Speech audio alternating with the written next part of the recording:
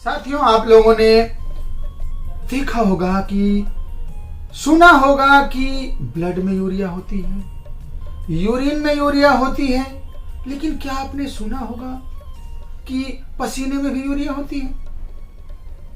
जी हां, यूरोड्रोसिस।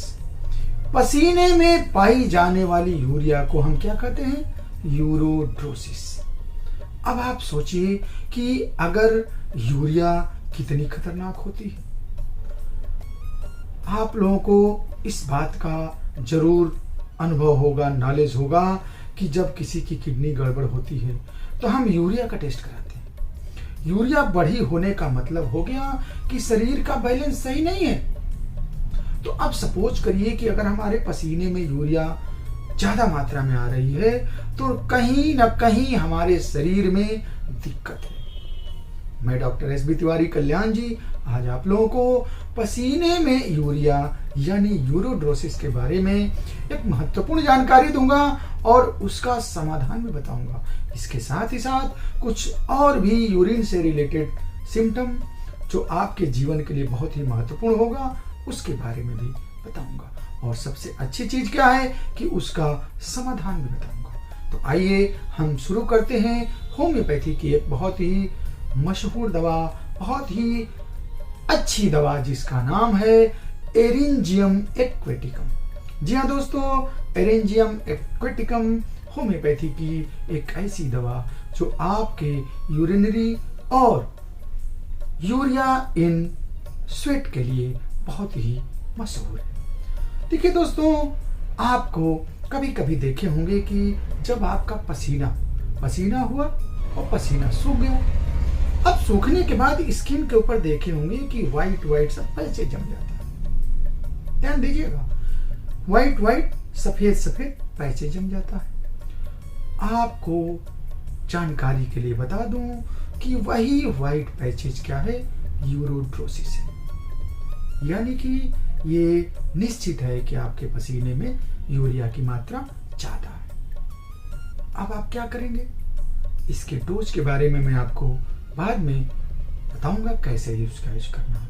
अब आपको मैं इस मेडिसिन की कुछ यूरिनरी सिम्टम और भी कुछ महत्वपूर्ण जानकारियों के बारे में बता देता हूं। देखिए दोस्तों, कभी कभी क्या होता है कि आपके यूरिन में बहुत गाढ़ा पीला और म्यूकस जैसा कुछ कंपोनेंट आने लगता है। आपके पेशाब में बहुत जलन रहने लगती है। पेशाब आप करते हैं तो लगता है कि फिर कुछ देर बाद पेशाब लग गई, और इसके साथ ही साथ यूरिन आप रोक नहीं पाते। इसके साथ ही साथ बार बार आपको पेशाब लगती है, और आप जब पेशाब करने जाते हैं तो आपके पेड़ों में बहुत दर्द होती है।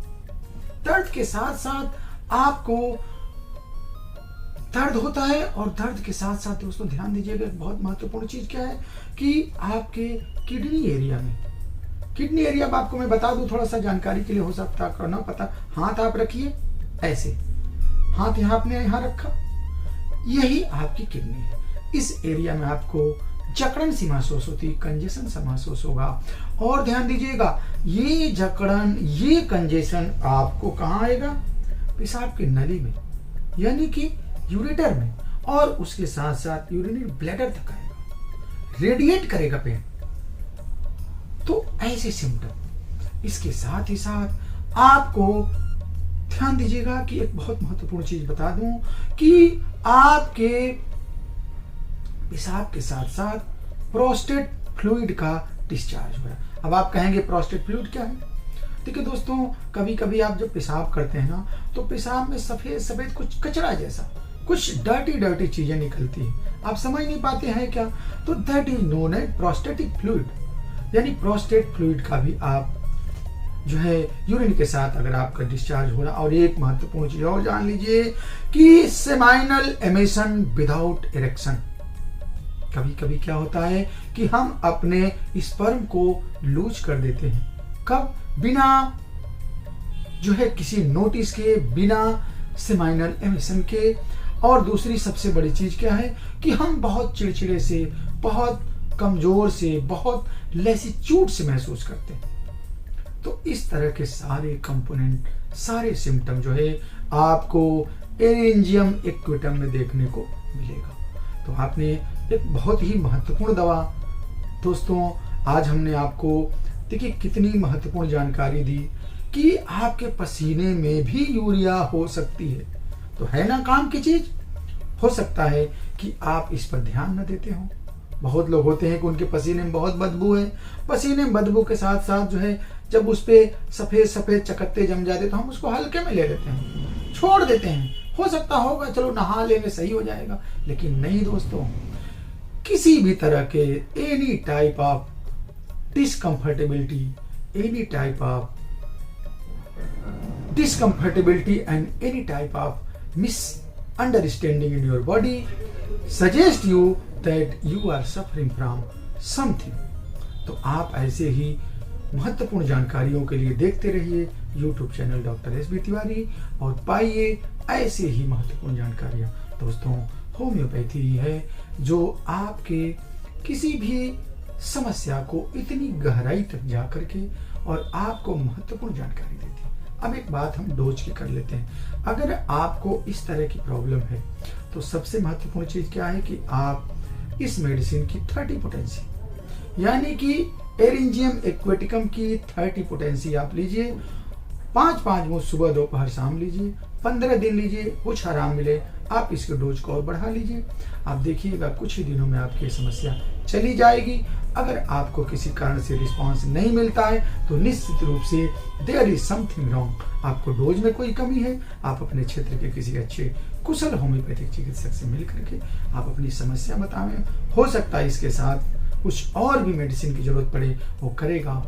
मैं डॉक्टर एस बी तिवारी कल्याण जी आप लोगों की सेवा में निरंतर तत्पर रहता हूँ। अगर मेरे लायक कोई सेवा हो, मेरा नंबर स्क्रीन पर हमेशा चलता रहता है, पोस्टर पर रहता है, हर जगह मेरा नंबर है। आप ट्वीट करके, कॉल करके, जैसे भी हो आप मुझसे सहायता ले सकते हैं। ऐसे ही महत्वपूर्ण जानकारियों के लिए आप देखते रहिए YouTube channel doctor S B Tiwari.